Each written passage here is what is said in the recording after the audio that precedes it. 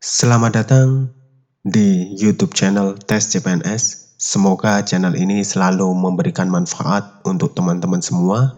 Jangan lupa untuk selalu dukung kita dengan klik tombol subscribe. Selamat menikmati dan jangan lupa berikan komentar-komentarnya.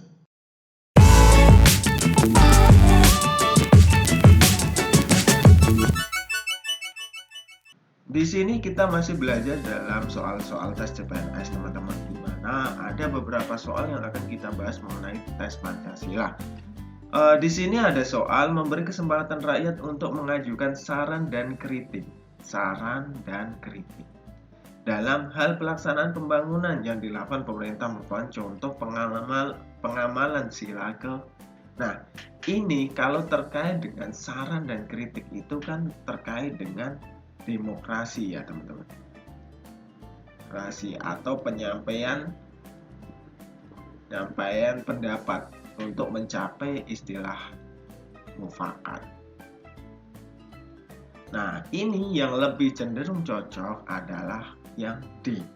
Kerakyatan yang dipimpin oleh hikmat kebijaksanaan dalam permusyawaratan perwakilan, di mana kita tahu sendiri bahwa yang A, ketuhanan, ini terkaitnya kan dengan ketuhanan atau kerohanian.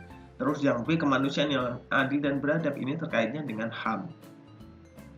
Terus yang C, persatuan Indonesia, ini terkaitnya dengan NKRI.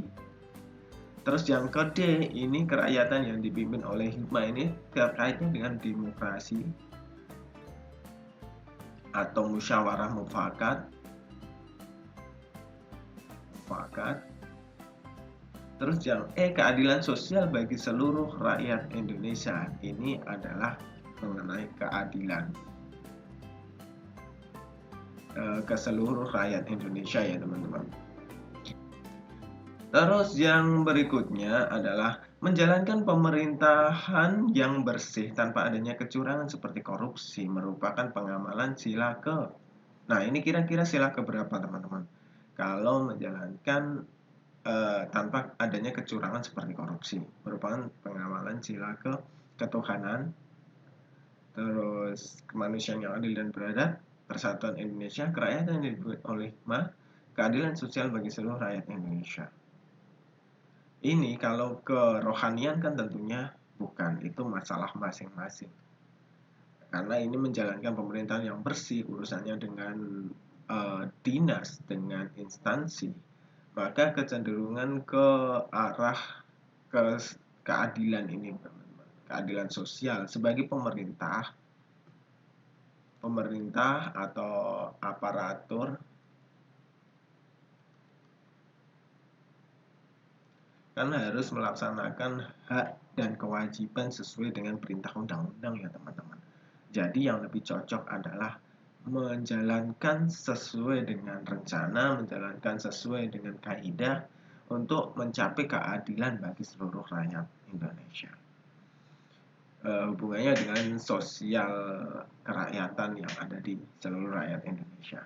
Terus yang berikutnya adalah sebagai ideologi yang digunakan Indonesia, ideologi di garis bawahi, Pancasila dikenal sebagai ideologi terbuka.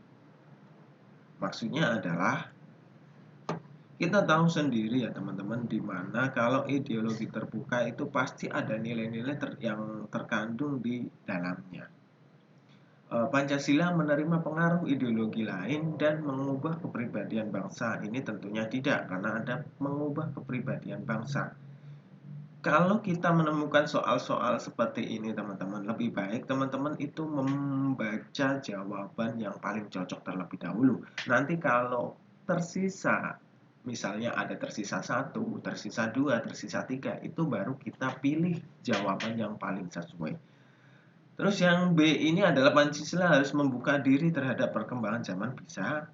Terus Pancasila ada ideologi yang berasal dari negara lain, bukan. Terus adanya Pancasila karena melihat keadaan negara lain, bisa jadi. Terus Pancasila memberikan keleluasaan negara lain untuk mengikutinya. Tidak. Karena yang lebih cocok adalah ini, teman-teman, mengikuti perkembangan zaman. Bukan berarti kalau mengikuti itu mengadopsi budaya-budaya luar secara keseluruhan bukan, tapi mengikuti apa yang lagi tren di dunia internasional seperti itu teman-teman. Akan tetapi tetap berkebudayaan, tetap berirama dengan haluan Pancasila. Kalau adanya Pancasila karena melihat negara lain, iya karena mereka sebagai tolak ukur kita, tapi ini cenderung tidak cocok ya teman-teman. Terus yang berikutnya adalah dimensi fleksibilitas merupakan salah satu aspek terkait dengan Pancasila sebagai ideologi terbuka. Fleksibel. Maksudnya adalah mengandung cita-cita yang ingin dicapai, yang terkandung di dalamnya harus berdasarkan nilai yang ada di kehidupan masyarakat, mencerminkan kemampuan sebuah ideologi untuk menyesuaikan diri. Nah, yang lebih sesuai dengan fleksibel adalah menyesuaikan diri, teman-teman. Menyesuaikan diri. Terus dia mudah dipengaruhi bukan. Kalau mudah beradaptasi mungkin bisa, tapi dipengaruhi tidak. Karena Pancasila memiliki jiwa sendiri, yaitu jiwa bangsa Indonesia. Pancasila dapat diubah kapanpun oleh rakyat, tidak. Ini yang benar adalah C, teman-teman. Terus yang berikutnya adalah prinsip di mana adanya pengakuan bahwa kekuasaan tertinggi itu di tangan rakyat adalah prinsip apa, teman-teman? Karena kebijaksanaan, permusyawaratan, perwakilan, kerakyatan, keadilan.